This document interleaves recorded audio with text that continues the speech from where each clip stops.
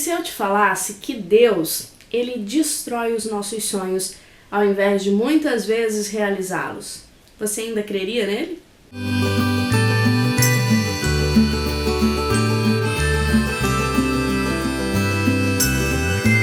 Oi pessoal, aqui é a Laís, eu espero que todos vocês estejam bem.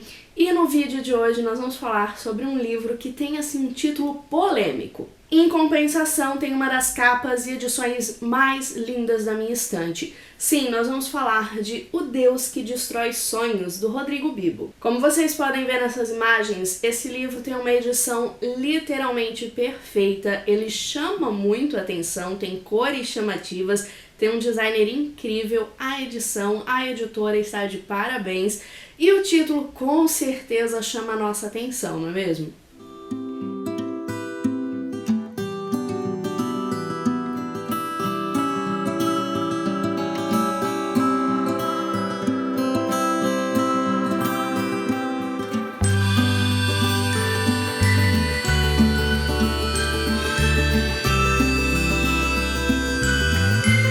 Esse livro aqui eu posso falar com toda certeza que foi um dos melhores livros que eu já li, mas que não traz absolutamente nada de novo. Então por que ele é bom?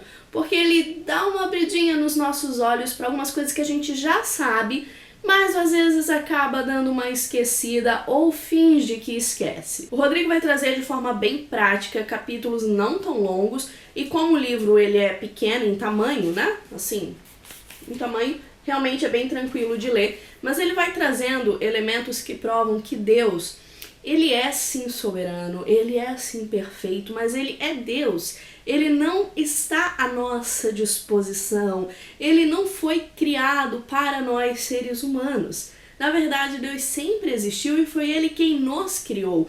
Então sim, é ele quem comanda a nossa vida e não o contrário. Então muitas vezes a gente quer que Deus responda às nossas orações, os nossos pedidos, a gente quer que Deus realize sonhos que a gente projetou, que a gente criou, e a gente acha que Deus vai fazer isso porque nós somos filhos dele, nós somos bonzinhos e etc. Mas não é assim que funciona, e muitas vezes a resposta de Deus é um não. É um não bem grande para nós, é um não bem grande para alguns sonhos, alguns projetos que a gente tem. E isso nos deixa frustrado, às vezes nos deixa emburrados, não é mesmo? Igual criança pequena quando recebe um não do pai e da mãe e fica emburrado e sai batendo o pé e faz pirraça. E é justamente isso que nós fazemos com Deus. Só que assim, como os nossos pais humanos muitas vezes nos dizem não para o nosso bem, porque eles sabem o futuro, eles têm muito mais experiência que a gente.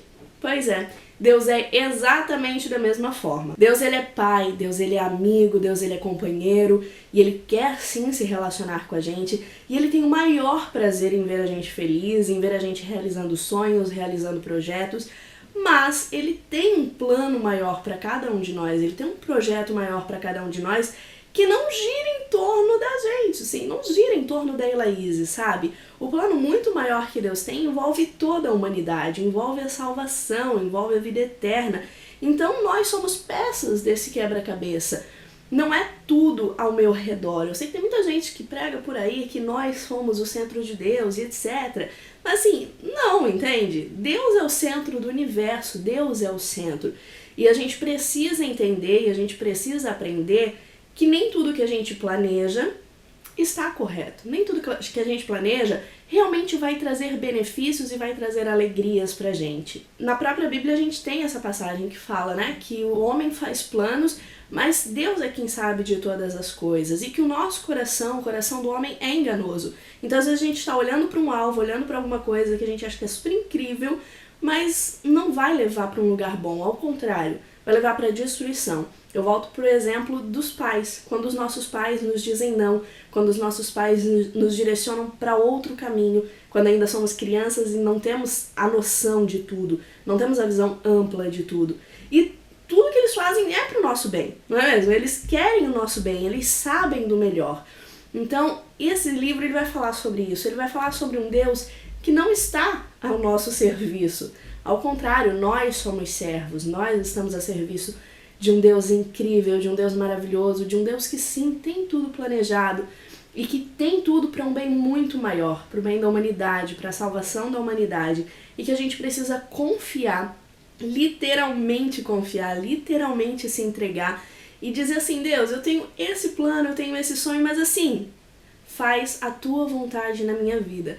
Porque quando a gente se abre para que Deus faça a vontade dele, para que ele reine na nossa vida, e não nós mesmos reinando na nossa vida, que sempre dá problema, quando a gente abre o coração para que Deus reine na nossa vida e faça a vontade dele na nossa vida, aí sim nós vamos ter um coração cheio de paz, um coração cheio de alegria, cheio de contentamento, nós vamos ser preenchidos, não vamos sentir vazio, porque nós estaremos no caminho que é para estarmos, mesmo que às vezes ele seja mais difícil, mesmo que às vezes a gente sofra, porque sim, no mundo teremos aflições, mas tenha um bom ânimo, porque ele venceu o mundo e ele está conosco. Então esse livro fala sobre isso, fala sobre a gente entender que Deus é soberano e que ele não está aqui para nos servir, mas que ele nos ama com um amor tão infinito, com um amor que é tão difícil da gente imaginar, que ele deu o seu único filho, Jesus Cristo, para que viesse à Terra, para que pudesse vencer o pecado e pudesse nos trazer salvação.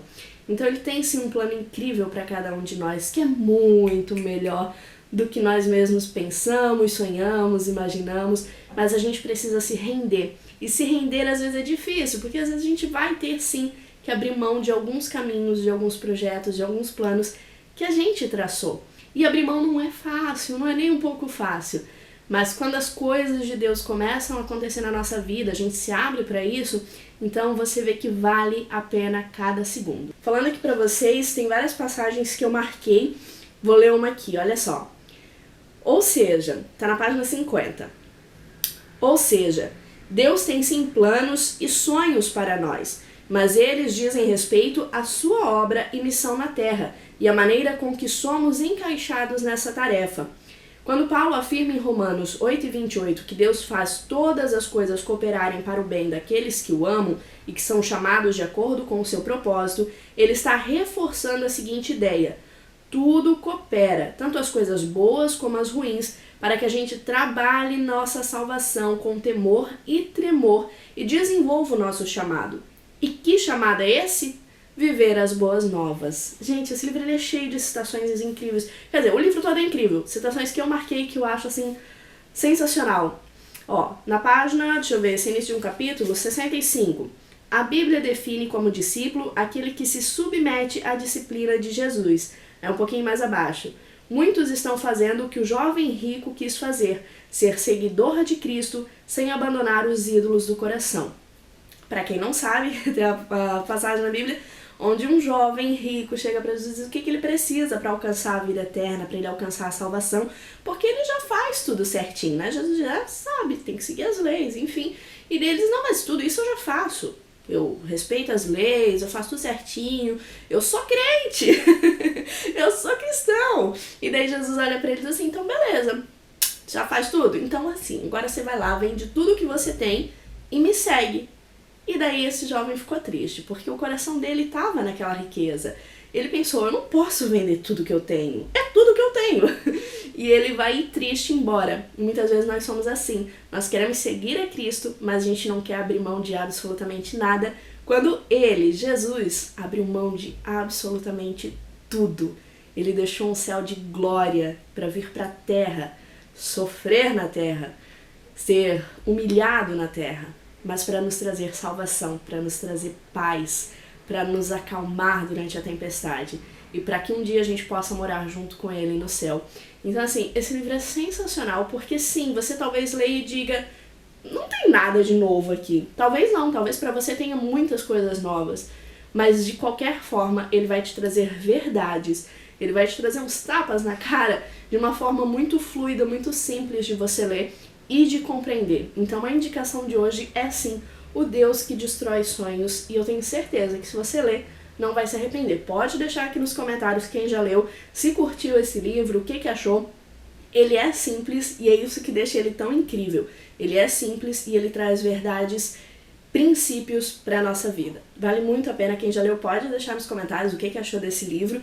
E quem for lendo, né, conforme ver esse vídeo, vai deixando nos comentários, porque é sim um dos melhores livros que eu li esse ano. Espero que vocês tenham gostado dessa dica. Se lerem, me contem, né? Me contem, me sigam lá nas redes sociais, porque a gente também tá sempre conversando por lá. Eu dou umas sumidas de vez em quando, mas assim, eu volto. É porque a correria é grande, mas não desistam de mim. Me sigam lá no Instagram, @entrehistoria, sem S no final, né? Aqui é Entre Histórias, mas lá é Entre História. E também o link tá aqui na descrição, então bem tranquilo, me segue lá pra gente ficar ainda mais próximo. Eu encontro vocês no próximo vídeo. Fiquem todos com Deus. Até lá!